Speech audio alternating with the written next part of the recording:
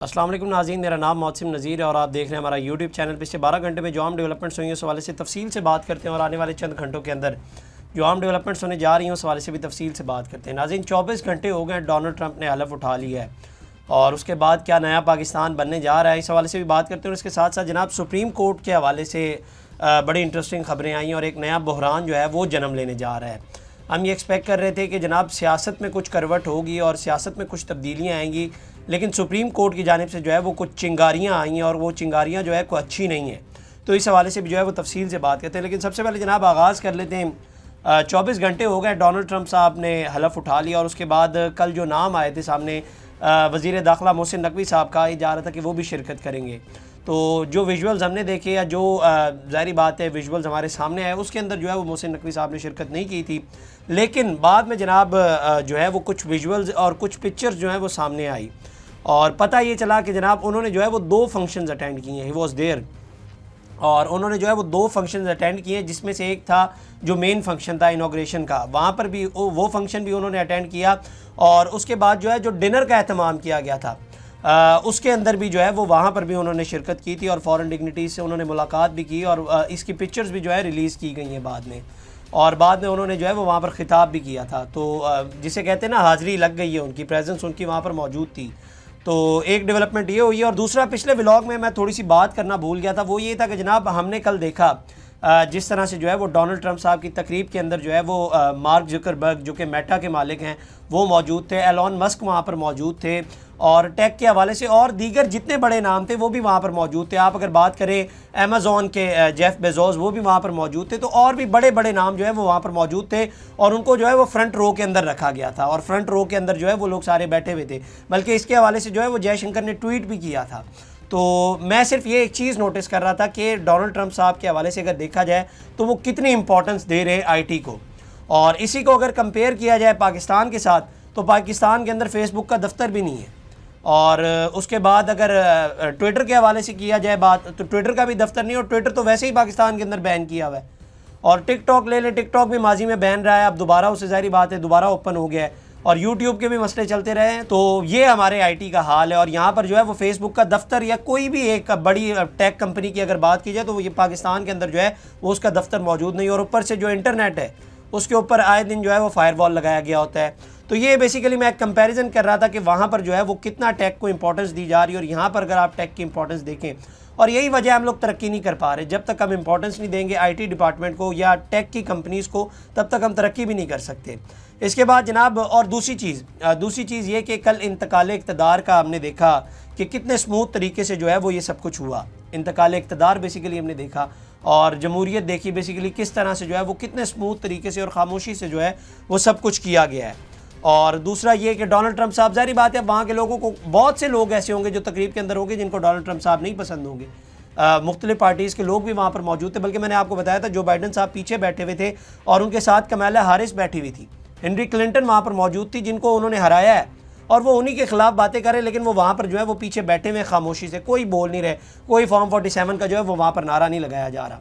और दूसरी बात, अगर इसको पाकिस्तान से कंपेयर किया जाए, खान साहब ठीक है, मेरे आप ख्यालात जानते हैं, खान साहब के हवाले से इख्तलाफात ज़रूर हैं, लेकिन it is will of the people. अगर लोगों ने उनका इंतखाब किया है, लोगों ने उनको वोट दिया है, ज़ाहिर बात है हर कोई ख़राब होता है। अब ये थोड़ी मुझ में भी बहुत सारी ख़राबियाँ होंगी, ये नहीं कि मैं कहूँ कि मैं बिल्कुल ठीक हूँ, ख़राबियाँ हर बंदे में होती है, लेकिन जिसको अवाम ने चुना है, जिसका इंतखाब अवाम ने किया है, उसको उसका इक़्तिदार देना चाहिए, ये नहीं करना चाहिए। डोनाल्ड ट्रंप साहब के हवाले से अगर बात कर लें तो बहुत से लोग हैं, मैं आपको बता रहा हूँ कि वो इनको नहीं पसंद करते, लेकिन उनको पता है कि इनको जो है वो अमेरिका की अवाम ने इनका इंतखाब किया है, तो वो खामोशी से जो है वो वहाँ पर बैठे हुए थे। वहाँ पर जो है वो कोई नारेबाजी जो है नहीं की जा रही थी। अभी तमाम तर चीज़ों को जो है वो कंपैरिजन आज कौमी असम्बली के इजलास से किया जाए तो आज कौमी असम्बली के इजलास में बाकायदा तौर पर जो है वो इस तरह से फ़ील हो रहा था जो कुछ आज हुआ है जैसे कोई मछली बाजार लगा हुआ है। अब इसमें मैं ये नहीं कहूँगा कि ये सारी गलती जो है वो अपोजिशन की, अब ज़ाहिर बात है उनके अपने कुछ कंसर्न्स होंगे, लेकिन बाकायदा एक ऐसी फील आ रही थी कि जैसे मछली बाजार लगा हुआ है, चोर चोर के नारे लगाए जा रहे थे और पता नहीं क्या क्या कुछ जो है वो नहीं कहा जा रहा था। और ये जो विजुअल सामने आए बाकायदा जो है वो बंदे को हैरान कर रहे थे कि यार ये कौमी असम्बली का इजलास ही हो रहा था। और हम लोग जो है वो इससे 24 घंटे पहले हमने देखा अमेरिका के अंदर 2 बड़ी पार्टीज़ के अंदर जो है वो इक़्तिदार की तब्दीली हुई है और कितनी खामोशी से हुई है और चुप करके हुई है। कोई किसी किस्म की जो है वो वहाँ पर कोई नारेबाजी, कोई हुल्लड़बाजी और इस तरह की हरकतें जो हैं वो वहाँ पर नहीं की गई। और इसी तरह आप पाकिस्तान का हाल देख लें, यही कंपैरिजन मैं अक्सर कहता हूँ कि आप लोग अगर दीगर चीज़ों में जाते हैं ना वहाँ पर, तो इन चीज़ों में भी जो है वो आप उनको अपनाएं, उनके कल्चर को अपनाएं कि जिस तरह से उन्होंने ये किया। हालांकि एक बहुत खामोशी है, मतलब आप देख लें कि कल उनकी तकरीब हुई, उस हवाले से कोई कंट्रोवर्सी सामने आई हो, कोई एक चीज़ ऐसी आई हो जिसमें पब्लिक में से कोई बंदा उठ के खड़ा हुआ हो, उसने नारा लगा दिया हो, कोई एक चीज़ बता दे। तो ये बेसिकली जब तक हमारे यहाँ, हम उम्मीद करते हैं कि ये कल्चर जब तक ठीक नहीं होगा, और ये कल्चर एक ही तरीके से ठीक हो सकता है जब मुल्क में साफ़ और शफाफ इलेक्शन होंगे और जिसका जो मैंडेट होगा उसको दिया जाएगा, तो मुल्क में भी जो है हमारे मुल्क के हालात भी जो है वो बेहतर हो जाएंगे। लेकिन उम्मीद करते हैं, उम्मीद पर दुनिया कायम है, हमारे भी मुल्क के हालात बेहतर होंगे। इसके बाद जनाब 3 रुकनी आइनी बेंच के हवाले से कल जो खबर आई थी और कल रात को जो है वो उसमें से जस्टिस आयशा मलिक साहिबा को जो है वो निकाल दिया गया था। बेसिकली उन्होंने सब रजिस्ट्रार को जो है वो कल 3 रुकनी बेंच ने शो कॉज नोटिस जारी किया था और आज 2 रुकनी बेंच ने जो है वो ये केस की समाअत की और सुप्रीम कोर्ट के जस्टिस मंसूर अली शाह की सरबराही में 2 रुकनी बेंच ने बेंचेस के इख्तियारात का केस मुकर्रर न करने पर तौहीन अदालत केस की समाअत की। रजिस्ट्रार सुप्रीम कोर्ट अदालत के सामने पेश हुए। अदालत ने इस्तफसार किया, बताएं अदालती हुक्म के बावजूद केस मुकर्रर क्यों ना हुआ। रजिस्ट्रार सुप्रीम कोर्ट ने मौक़िफ़ इख्तियार किया कि ये केस आइनी बेंच का था, गलती से रेगुलर बेंच में लग गया था। अब आप अंदाज़ा लगाएं कि ये कह रहे हैं कि जनाब गलती से जो है वो यहाँ पर नहीं लगा और वो रेगुलर बेंच में जो है वो लग गया। अब ये सुप्रीम कोर्ट के हवाले से खबर आ रही है और जस्टिस अकील अब्बासी साहब वहाँ पर मौजूद थे। उन्होंने रिमार्क्स दिए कि अगर ये गलती थी तो अरसे से जारी थी, अब इदराक कैसे हुआ। माजरत के साथ गलती सिर्फ इस बेंच में मुझे शामिल करना थी, मैं इस केस को हाई कोर्ट में सुन चुका था। जस्टिस मंसूर अली शाह ने इस्तफसार किया कि प्रैक्टिस एंड प्रोसीजर कमेटी का इस मामले पर इजलास कैसे हुआ, क्या कमेटी ने खुद इजलास बुलाया या आपने दरख्वास्त की। रजिस्ट्रार सुप्रीम कोर्ट की जानिब से मौक़िफ़ अपनाया गया कि हमने कमेटी को नोट लिखा था। जस्टिस मंसूर अली शाह ने इस्तफसार किया, जब जुडिशल ऑर्डर मौजूद था तो नोट क्यों लिखा गया, हमारे ऑर्डर बहुत वाज़िया थे कि केस किस बेंच में लगना है। अदालत ने रिमार्क्स दिए कि हमें वो नोट दिखाएं जो आपने कमेटी को भेजा, जिस पर रजिस्ट्रार ने कमेटी को भेजा गया नोट पेश कर दिया। जस्टिस मंसूर अली शाह ने रिमार्क्स दिए, इस नोट में गलती का इदराक तो नहीं किया गया। इसमें आप लिख रहे हैं कि 16 जनवरी को एक ऑर्डर जारी हुआ, आप इस ऑर्डर की बुनियाद पर नया बेंच बनाने का कह रहे हैं। ऑर्डर में तो हमने बताया था कि केस किस बेंच में लगना है। रजिस्ट्रार ने कहा कि प्रैक्टिस एंड प्रोसीजर कमेटी ने केस आइनी बेंच कमेटी को भिजवाया। आइनी बेंचेस की कमेटी ने आइनी तरमीम से मुतल्लिका मुकदमात 27 जनवरी को मुकर्रर किए। तरमीम के बाद जायज़ा लिया था कि कौन से मुकदमात बेंच पे मुकर्रर हो सकते हैं, कौन से नहीं।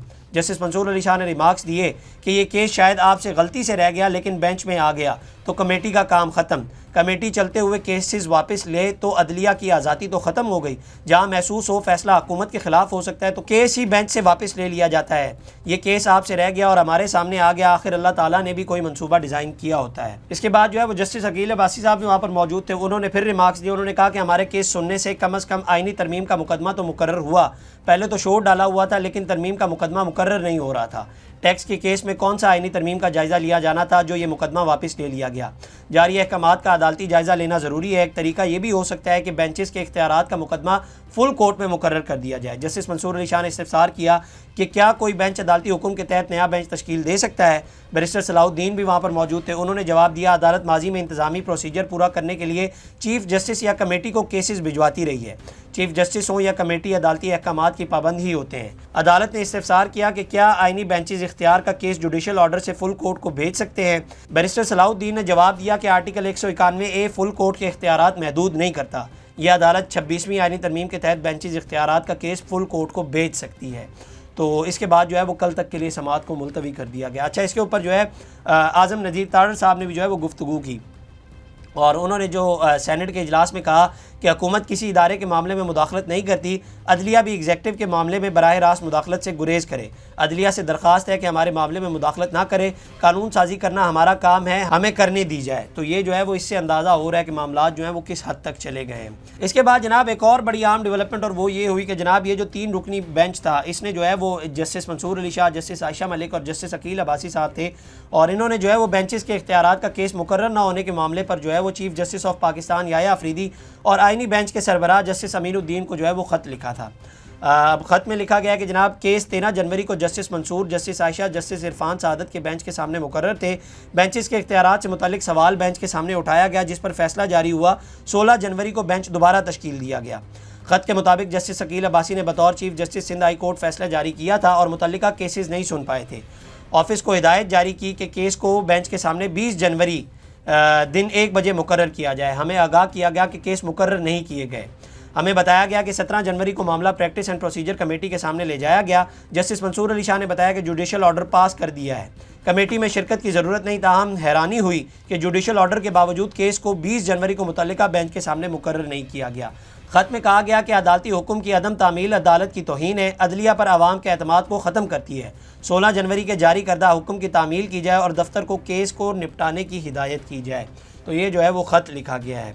इसके बाद जनाब एक और अहम डेवलपमेंट वो ये हुई कि अंसार अब्बासी साहब ने आज एक ख़बर दी और उस खबर के मुताबिक जो है उन्होंने कहा है कि एक आला सरकारी ज़राए ने दावा किया है कि army chief general Asim Munir की PTI के रहनुमाओं से होने वाली हालिया मुलाकात के हवाले से जो है वो ब्रीफिंग दे दी गई थी। इस ज़रिए ने दी न्यूज़ से इस बात की तस्दीक के लिए रब्ता किया कि आया वज़ीर आज़म को आर्मी चीफ और PTI वालों के दरमियान होने वाली हालिया बातचीत के बारे में इल्म था या नहीं। ज़राए का कहना है कि वज़ीर आज़म को इस मुलाकात में होने वाली बातचीत से मुताल्लिक ब्रीफिंग दी गई थी। ज़राए का कहना था कि वज़ीर आज़म को बताया गया कि आर्मी चीफ के साथ PTI के रहनुमाओं की मुलाकात के हवाले से कोई खुसूसी शेड्यूल नहीं था। तो इसमें पहले ये कहा जा रहा था कि इनको जो है वो ऑन बोर्ड दिया गया या इनको ब्रीफिंग दी गई है या नहीं। तो अब ये कहा जा रहा है अंसार अब्बासी साहब की खबर के मुताबिक जो है वो उनको खबर दी गई है, उनको ब्रीफिंग दी गई है। इसके बाद जनाब एक और लाहौरियों के लिए बड़ी इंटरेस्टिंग खबर आई और वो ये है कि जनाब पंजाब असम्बली ने आज, ये बड़ी गौर से सुननी है आपने बात, और पंजाब असम्बली ने जनाब पतंगबाजी के ऊपर जो है वो मुकम्मल पाबंदी का बिल जो है वो मंजूर कर लिया है। और तर्जुमान महकमा दाखिला पंजाब ने पतंगबाजी की ममानत पर तरमीमी एक्ट 2024 मंजूर किया है। नाकाबिले ज़मानत जुर्म करार दिया जाएगा अब इसको, और जो है कोई भी इसकी खिलाफ वर्जी करता है तो कम अज़ कम 3 से 7 साल कैद की सज़ा हो सकती है। और पतंगबाजी तैयारी, फ़रोख्त और इसकी ट्रांसपोर्टेशन, नकलो हमल जो है उसके ऊपर जो है वो 50 लाख रुपए तक जो है वो जुर्माना हो सकता है। और इसका इतलाक़ पतंगों, दाती तारों, नायलन की डोरी और मांझे, इन तमाम चीज़ों पर जो है वो होता है। जो उड़ाते हैं पतंग उनके ऊपर जो है वो कहा जा रहा है कि 3 से 5 साल तक जो है वो कैद भी हो सकती है और साथ ही साथ जो है वो 20 लाख रुपए तक का जुर्माना भी हो सकता है। और ये दोनों चीज़ें भी हो सकती हैं।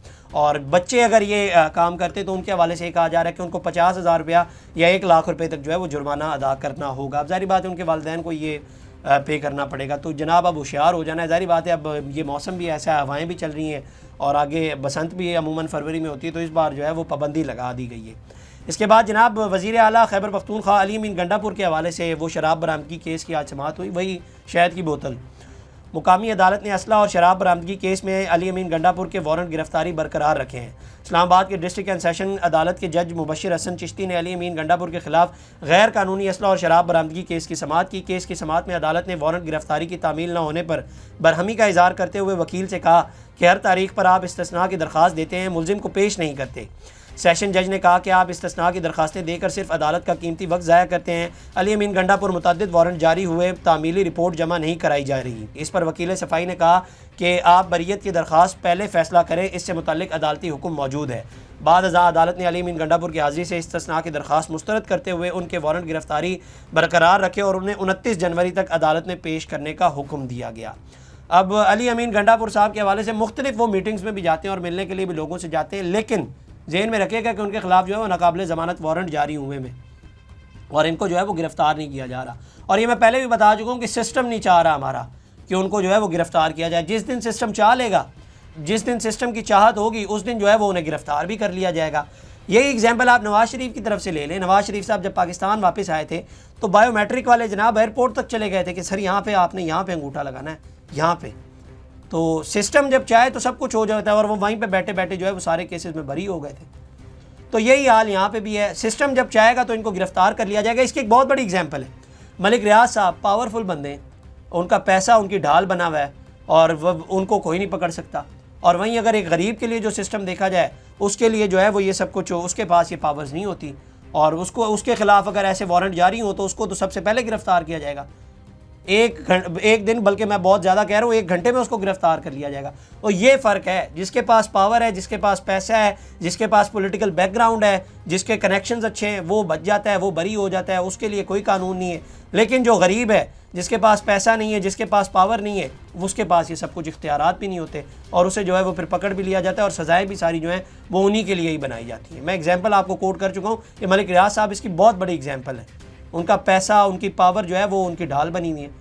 और उनके पॉलिटिकल कनेक्शंस। अब ये पॉलिटिकल कनेक्शन उनके सहाफ़ियों के साथ ताल्लुक़, चैनल्स के साथ ताल्लुक़, ये उनकी ढाल बनी हुई। तो यही हमारे मुल्क का हाल है। अब क्या कह सकते हैं इसके ऊपर मजीद। तो ये जनाब अब तक की डेवलपमेंट्स थी। अगली वीडियो में आपसे दोबारा मिलेंगे। अल्लाह ने की बात। इस तरह की और वीडियोस देखने के लिए सब्सक्राइब कीजिए हमारा चैनल और देखते रहिए PSPKG न्यूज़।